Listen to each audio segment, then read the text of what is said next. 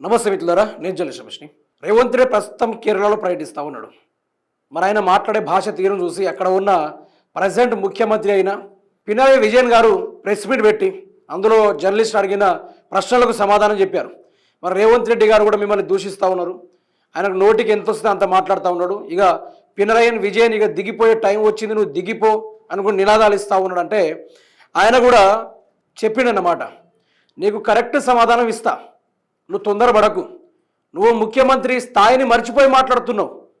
రేవంత్ రెడ్డి ఒక ముఖ్యమంత్రిలా కాకుండా ఓ గూండాగిరి లెక్క, ఒక రౌడీజం లెక్క మాట్లాడుతూ ఉన్నాడు అనుకుంటూ పినరయి విజయన్ గారు రేవంత్ రెడ్డి గారికి ఒక చిన్న సజెషన్ ఇచ్చారు.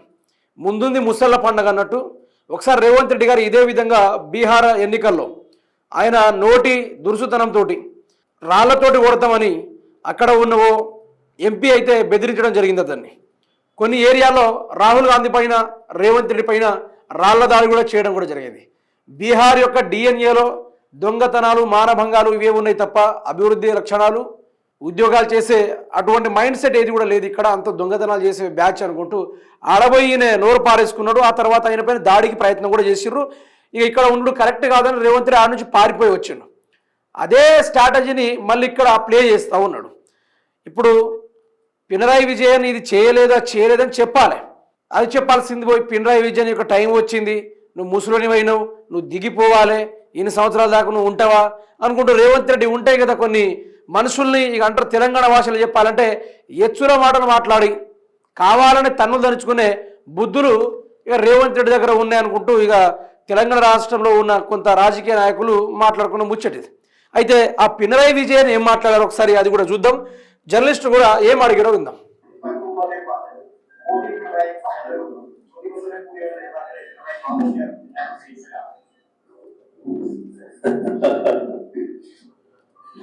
రేవంత్ రెడ్డి ഒരു സംസ്ഥാനത്തിന്റെ മുഖ്യമന്ത്രിയാണ്. മുഖ്യമന്ത്രി സ്ഥാനത്തിരിക്കുന്ന ഒരാള് സാധാരണഗതി കാണിക്കേണ്ട ചില രീതികൾ നമ്മള് മര്യാദകളെന്നൊക്കെ പറയും, അതൊക്കെ ഉണ്ട്. അതിനൊക്കെ ചേർന്ന രീതിയിലാണോ അദ്ദേഹത്തിന്റെ ഈ ഇടപെടൽ വന്നിട്ടുള്ളതെന്ന് അദ്ദേഹം തന്നെ സ്വയം ചിന്തിക്കട്ടെ. ഏതായാലും അദ്ദേഹം പരസ്യമായി ഉന്നയിച്ച സാഹചര്യത്തിൽ ഞാൻ പരസ്യമായി തന്നെ മറുപടി പറയാൻ പോകും. ആ മറുപടി കൊടുക്കുന്നുണ്ട്. ഇപ്പൊ ഞാൻ വിശദമായിട്ട് പറയുന്നത് പറഞ്ഞാൽ കുറെ വിശദമായിട്ട് പോകണമെന്നുണ്ട്, അതിലേക്ക് ഞാൻ നടക്കുന്നില്ല. അതുകൊണ്ട് రేవంత్ రెడ్డి ഡാഷ് പോലെ రేవంత മറുപടി വരുന്നുണ്ട് എന്ന് മാത്രമേ ഇപ്പൊ പറയാൻ അവസാനിപ്പിക്കാം.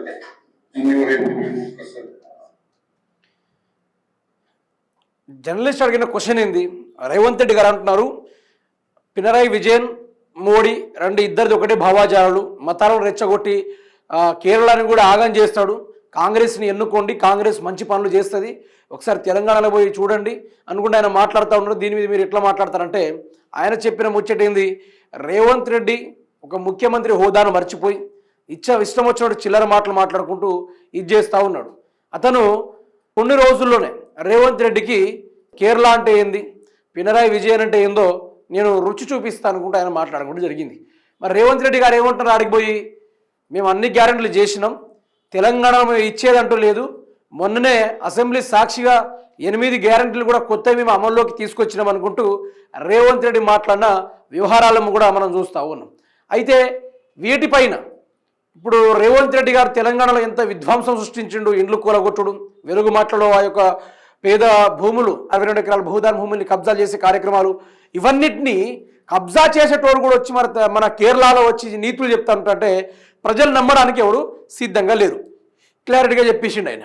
ఇంకోటి, ప్రజల్ని హింసించుకుంటూ భూములు లాక్కునేటోడు మనకు నీతులు చెప్తే మనం నేర్చుకోవాలన్నా, తెలంగాణను చక్కగా సరిదిద్దుకోనోడు ఇక్కడికి వచ్చి నీతులు చెప్తే కేరళ ప్రజలు వినాలన్నా, వీళ్ళు ఖర్చు పెట్టే ఆ యొక్క కటౌట్ల పైసలతోటి తెలంగాణను అభివృద్ధి చేసుకోవచ్చు, కానీ ఎందుకని ఇక్కడ మొత్తం ఆగం చేస్తున్నారు అనుకుంటూ ఆయన మాట్లాడడం జరిగింది. అయితే ఈ రకంగా చూసుకుంటే మిత్రులారా, తెలంగాణని మొత్తం ఊడుస్తున్నారు మెల్లమెల్లగా. ఎట్లా ఊడుస్తున్నారు, తెలంగాణ ఖజానాని, ప్రజల సొమ్ముని దౌర్జన్యంగా లాక్కుంటున్నారు. ఇప్పుడు ఎవరైనా ఇష్టంతో ఇస్తే తీసుకోవాలి, వద్దు అంటే వదిలేయాలి. ఈరోజు కోర్టులు కూడా చెప్తా ఉన్నాయి, ఈరోజు హైకోర్టు కానీ సుప్రీంకోర్టు కానీ వాళ్ళ యొక్క నిర్ణయాలు కానీ వాళ్ళ ఆదేశాలు కానీ చెప్తా ఉన్నాయి, వాళ్ళ భూములు జోలికోవద్దు, వాళ్ళ ముట్టుకోవద్దు, ఏమైనా ఉంటే మీరు ప్రభుత్వ భూముల్లో చేసుకోండి, అంతేగాని పేదోళ్ళు ఇండ్లు కట్టుకున్న కాడ మీరు దౌర్జన్యం చేయడానికి మీకు అర్హత లేదు, హక్కు కూడా లేదనుకుంటూ మాట్లాడడం కూడా చెప్పడం కూడా జరిగింది. కొన్నిసార్లు ప్రభుత్వానికి హెచ్చరించడం కూడా జరిగింది. అయినా కూడా రేవంత్ రెడ్డి సర్కార్ వినలేదు. ఇవన్నీ పెట్టుకున్న మనిషి ఈరోజు కేరళకు వచ్చి చెప్తా ఉంటే ఎవడింటాడు అనుకుంటూ పినరాయి విజయన్ గారు చెప్పడం కూడా జరిగింది. ఎందుకు అడుగడుగున అవమానం ఎందుకు? మన తెలంగాణ చక్కగా లేదంటే పక్క రాష్ట్రాల్లో పోయి ప్రచారాలు ఎందుకు? కొండంత రాగం చూసి ఏదో ఉంటుంది కదా సామెత, కొండంత రాగం తీసి అదే పాట పాడినట్టుగా రేవంత్ రెడ్డి ఈడ రాగం తీసుడు బంద్ పెట్టి ఆడ రాగం తీస్తా ఉన్నాడు.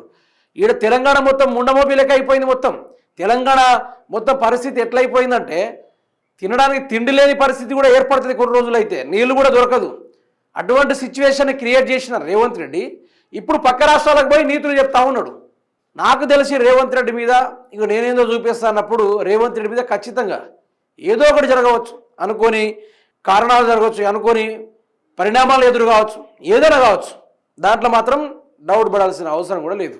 రేవంత్ రెడ్డికి మాత్రం భర్త పూజ కావచ్చు అనేది కొంత ఊహాగానాలు మాత్రం ఉన్నాయి.